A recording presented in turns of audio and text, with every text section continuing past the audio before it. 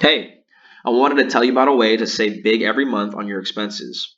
Refinancing your home can boost your monthly cash flow more than you would ever believe.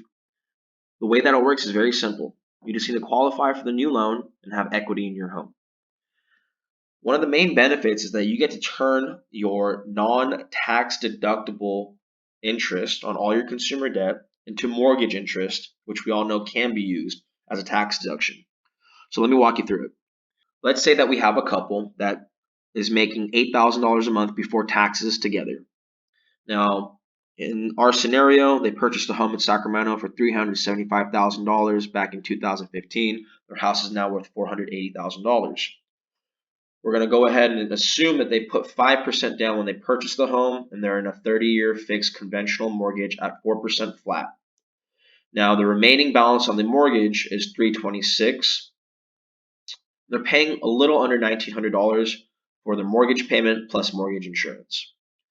Now, let's also look at some of the debt that they have together. They have a personal loan for $5,000 left on the balance, payment of $350 a month.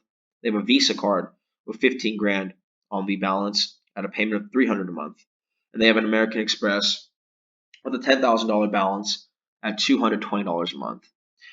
Just to stay current on their monthly debts outside of their mortgage, they're spending an extra $870. Now, the thing to note here is the credit card debt. Our couple really can't afford to pay more than the minimum monthly payments, and so their balances have been decreasing so slowly over the last year or so. You're not going to really make any dent on what you owe on a credit card unless you're making more than the minimum monthly payments, because that minimum monthly payment is essentially all interest. So, what we would do for them is we're going to pay this off, we're going to pay that off, we're going to pay that off with the mortgage. And what ends up happening is we will make a new loan up to 80% of the home's current value. If the loan is only 80% of the value, that means you have 20% of equity left over after you do the loan, which means that you don't need mortgage insurance anymore.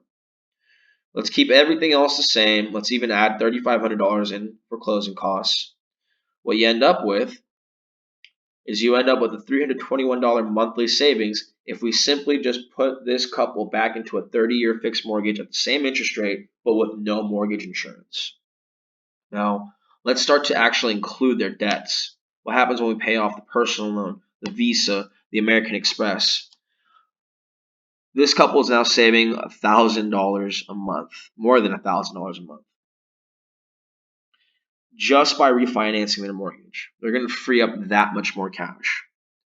Now, in these uncertain times, this money means a lot. But in addition to the monthly savings, we're also pulling out 24 or almost $24,000 in cash, so that our couple here can have an emergency fund or a rainy day fund, whatever you want to call it. They're going to have actual liquid funds to be able to draw on whenever they need to. Now, on top of the monthly savings and the nest egg that the couple now has, they wanted to actually reapply the savings back into their new loan. They can pay this loan off much faster than they were on track for their old loan. So doing something like this, it opens up a lot of different doors and opportunities for you to use the newly found funds in whatever way that you choose.